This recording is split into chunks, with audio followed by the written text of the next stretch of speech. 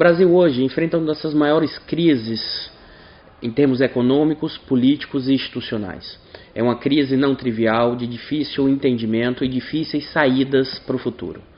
O cenário hoje é um cenário de muita incerteza, mesmo com o possível impedimento da presidenta Dilma e o seu vice assumindo o Temer, os sinais da crise econômica, política e institucional permanecem e não temos claramente o que está por vir. O que vamos tentar entender agora é quais são as principais dimensões dessa crise. É uma crise que tem uma dimensão econômica, político-institucional e que se cruzaram no mesmo ponto do tempo, né? E que tem provocado profundos problemas e tensões, né, na sociedade brasileira, na dimensão da acumulação capitalista e na forma de crescimento econômico, e também na relação entre público e privado do capitalismo. Vamos agora tentar compreender uma das suas dimensões, que é a dimensão econômica da crise.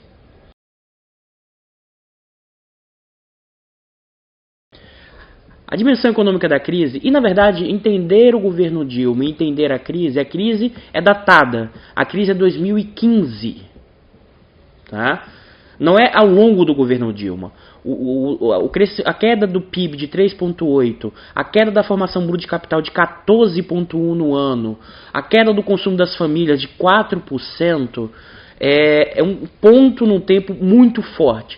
O que, na verdade, é fruto, em boa parte, não da palavra mágica credibilidade, como se fosse a saída ou a resolução dos problemas.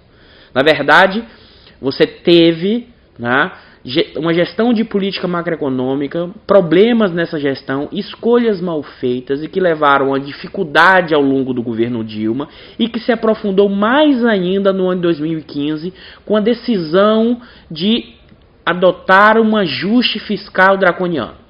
Né? Mas quais foram os elementos importantes para entender o que nos levou à crise de 2015? A própria gestão macroeconômica. E aí você tem um conjunto de elementos que podem ser explicados. Um que é central é a opção do governo, desde o seu início, de reduzir o investimento público e criar estímulos ao investimento privado. Essa foi uma estratégia clara adotada pelo governo. E a ideia era dar subsídios, né, reduzir impostos para que o setor privado aumentasse a formação bruta de capital. Mas isso não aconteceu. E por que isso não aconteceu? Por quê? Porque o nível de utilização das firmas desde 2011 estava caindo. Então esses estímulos não tem sentido o empresário investir com estímulos se a demanda não está crescendo. Esse estímulo serviu apenas para manter uma rentabilidade durante um período. O emprego foi mantido, mas não gerou investimento. Então esse é um problema da crise. O outro problema tem a ver com a gestão das concessões. Ela reduziu a rentabilidade do setor de energia e outros setores de infraestrutura de novas concessões, na aposta que, comparando com a queda da taxa de juros, o setor privado ia entrar em investimento em infraestrutura. Isso não aconteceu. Né? E não aconteceu por quê? Por vários fatores. Um, porque a taxa de juros voltou a crescer. Dois, porque você tem uma dificuldade de estabelecer marcos regulatórios. Né?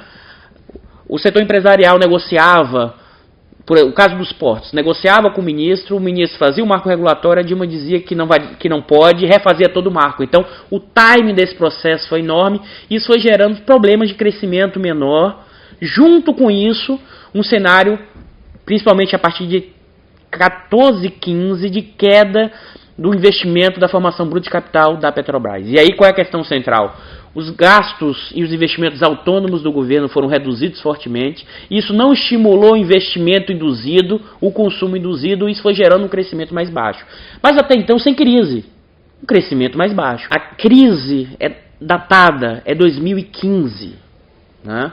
O baixo crescimento não, é durante todo o governo Dilma, mas a crise é 2015. E por quê? Porque a aposta do governo Dilma foi tentar fazer uma política parecida com o que o Lula fez em 2003. Novamente reestabelecer um acordo com as elites. Né? E para isso foi propugnado o quê? Um ajuste fiscal. Um ajuste fiscal que reduziu o investimento da administração pública em 30%. reduzir os gastos do governo em 1%. Isso estimulou, isso gerou um efeito multiplicador ao contrário, de redução do consumo das famílias, de redução do próprio investimento público, e jogou o país, afundou completamente. Com um problema, qual é o problema? Que não resolveu a questão fiscal. Porque com a queda do crescimento econômico, a arrecadação reduziu numa velocidade maior do que os gastos. Logo, você, inclusive, piorou a situação fiscal. Né? É o cachorro tentando morder o rabo, e o cachorro, sendo que esse cachorro não tem rabo, então nunca consegue alcançar. E aí você criou um problema de quê? Econômico, e começou a aparecer, voltar o desemprego e a queda da renda. Essa é uma dimensão, e a crise ganhou um caráter de crise econômico e também uma crise na acumulação capitalista, com redução enorme de lucratividade, e aí o setor empresarial, a classe média e os mais pobres, todos encontraram um problema terrível e que pesou no bolso. A outra dimensão importante, e a questão central é, isso não veio sozinho. Essa crise econômica não veio sozinha. Ela veio acompanhada de uma crise política não trivial. Crise política essa que é muito mais do que uma ideia do problema do presidencialismo de coalizão. É isso, mas não só isso. Né? Por que é isso? Porque é um problema de representação. E aí, alguns problemas podem ser articulados a isso. Um deles é, a Dilma no seu início surfou numa onda de popularidade muito grande e ela não fez política. E ela não fez política com o Congresso. Ela não delegou, né, representantes para negociar politicamente com o Congresso. E ela foi perdendo capacidade de pautar a agenda no Congresso. Ela foi perdendo a capacidade da articulação de projetos. Então ela mandava projetos, passava, mas ainda surfando na popularidade. Né? Ela no início tentou fazer uma faxina, tirou o presidente do PR, tentou fazer modificações no Ministério dos Transportes. Isso causou uma celeuma enorme. Como você vai mudar isso sem fazer articulação com a base de apoio e de sustentação? Junto com isso, né, a própria Dilma, pela sua postura, e eu costumo usar o termo de um weberianismo tacanho, em que sentido? Ela achou que sentada na cadeira de presidente emanava todo o poder da burocracia estatal. Ela conseguiria mandar na burocracia, nos políticos e nos empresários. Doce ilusão, né? Porque o Estado é o reflexo das tensões econômicas, políticas, de dentro também da burocracia e dessas relações de poder. O presidente sentado na cadeira não consegue resolver todos os problemas, tá? E ela achou que poderia resolver todos os problemas. Então, de forma voluntarista, ela foi fazendo uma infinidade de medidas e ela tirou para todos os lados. E quem tira para todos os lados não acerta em nada. Junto com isso, e aí é um elemento central da questão institucional da crise, que junto com a crise política, com a crise econômica, tem no meio cortando a Lava Jato. Né? Que vai ganhar, é uma hipótese que eu tenho, que vai ganhar um caráter de estrutural para a crise atual brasileira. Estrutural por quê? Porque a Lava Jato traz à tona o tipo de relação entre o público e o privado do capitalismo brasileiro, entre o Estado brasileiro e as grandes empresas nacionais. Como se dá essa relação? Essa relação é sempre cinzenta no capitalismo. Né? Mas pode dizer que no capitalismo brasileiro a área cinzenta é um pouco maior do que nos países centrais, dada a nossa forma de relação e de institucionalidade criada entre público e privado. E a Lava Jato colocou isso à tona. Né? A Lava Jato colocou isso à tona, independente dos objetivos, dos não objetivos, colocou à tona essa institucionalidade. E a institucionalidade é marcada por uma lógica empresarial que passa pelo financiamento de campanha e passa pelas obras públicas. Isso é assim há muito tempo. Só que colocar à tona criou uma situação nova nesse capitalismo. Qual é a situação nova? Tornou visível um processo que ninguém aceita se é visível. E junto com isso, e é importante, parte do setor empresarial brasileiro foi parar na cadeia. O Odebrecht, um grande representante de um segmento importante das classes dominantes brasileiras, foi para a cadeia. Essa é uma grande novidade.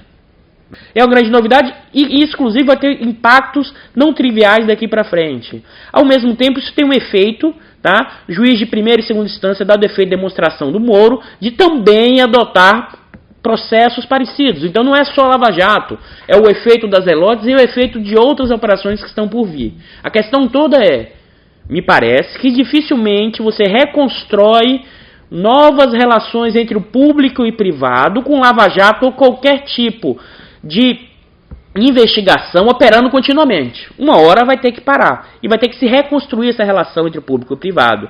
Não sei se vai reconstruir de uma forma nova, mais institucionalizada, reduzindo a área cinzenta, ou vamos voltar ao nosso modus operandi anterior. Isso não está claro. Mas o que está claro é, sem essa nova rearticulação, não destravaremos, não sairemos da crise. E aí a questão, e a crise? Desaparece com a saída da Dilma? Não desaparece? Ou seja, quais são os impactos de curto, de médio e de longo prazo dessa crise?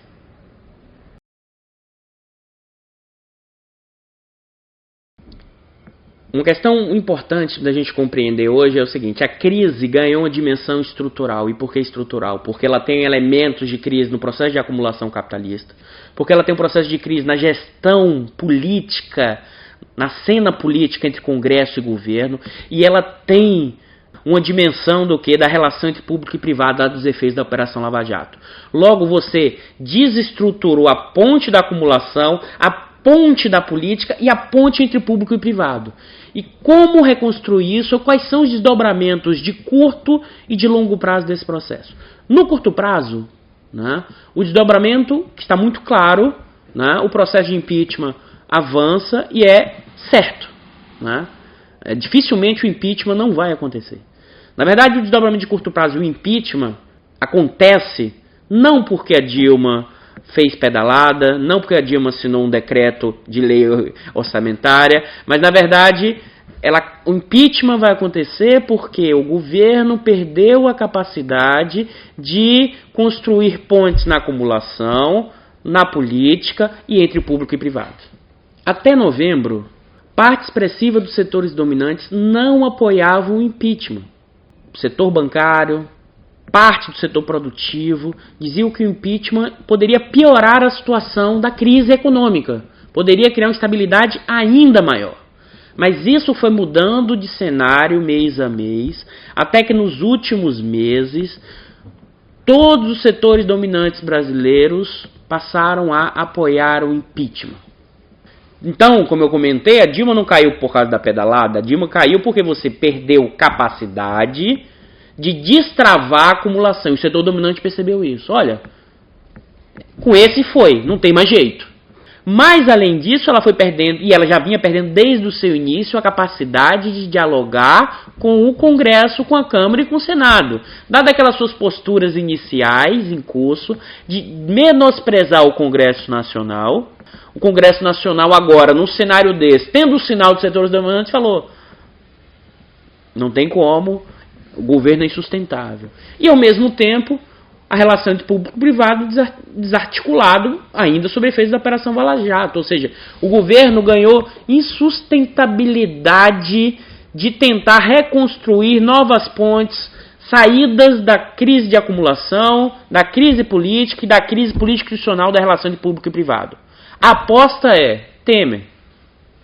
Mas é uma aposta extremamente arriscada. E por que arriscada? Primeiro, por quê? Porque o Temer não tem legitimidade nesse processo. A Operação Lava Jato pode chegar na cúpula expressiva do PMDB e acho que a Lava Jato vai continuar ainda, mesmo que as elites tentem parar junto com o governo Temer. Mas você tem um efeito inercial desse grande bola de neve que virou a Lava Jato, que ainda vai levar muita gente no meio do caminho. O segundo momento é que o Temer agora, antes de entrar, já se defronta, que é a relação com o Congresso. Ele estava pregando uma coisa de mudança de gastos, de mudança de ministérios, e não vai conseguir fazer esse movimento, porque você tem que fazer a gestão desses partidos.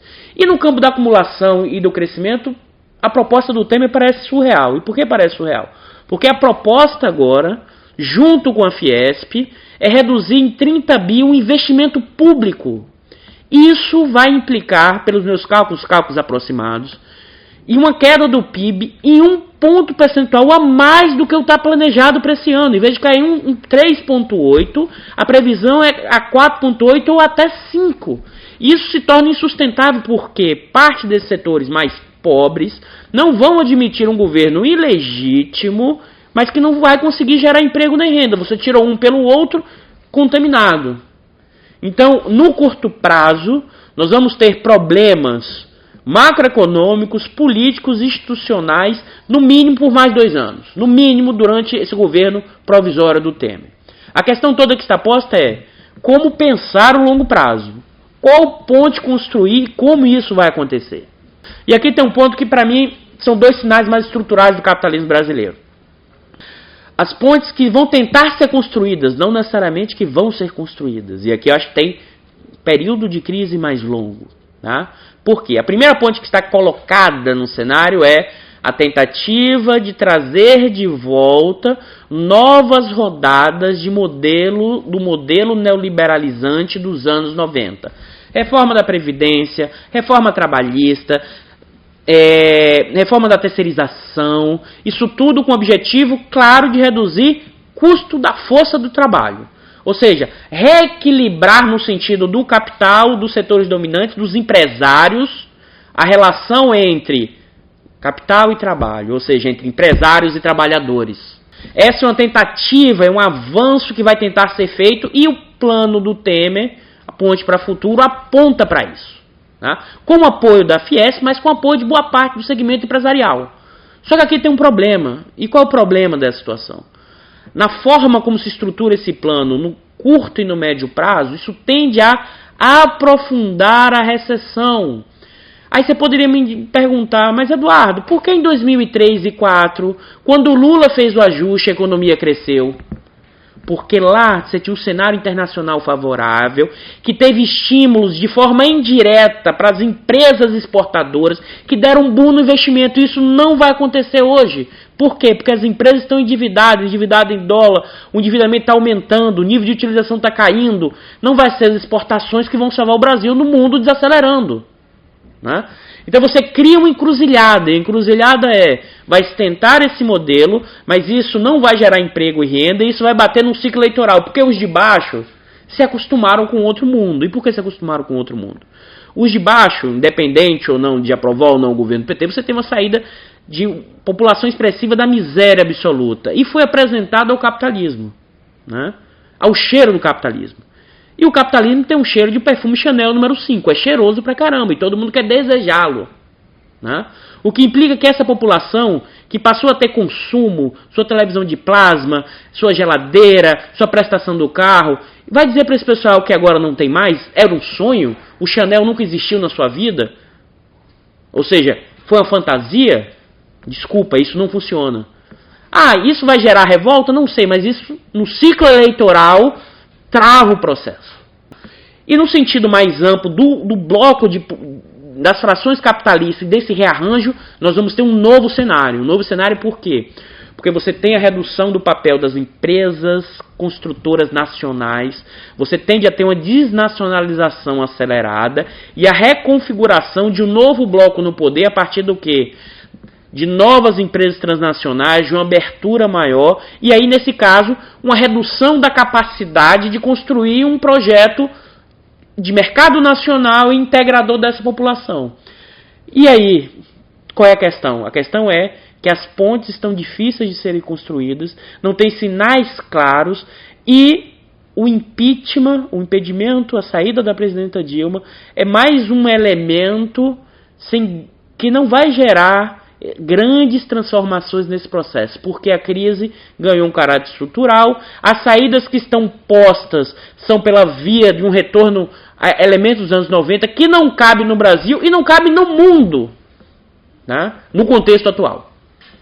Logo, a nossa crise nos traz tensões, problemas no plano econômico, político, social, que precisamos repensar a nossa sociabilidade brasileira, qual caminho queremos seguir, mas um caminho que continue integrando os mais pobres, os mais excluídos de uma sociedade brasileira capitalista que foi sempre historicamente uma das mais que mais excluiu a população mais pobre da sociedade. Ou seja, quais caminhos a seguir, não sei. Acho que pouca gente tem claro, mas os que estão postos tendem a criar novas tensões nessa relação entre o público e o privado, e mais do que isso, novas tensões entre classe média, os mais pobres e a elite.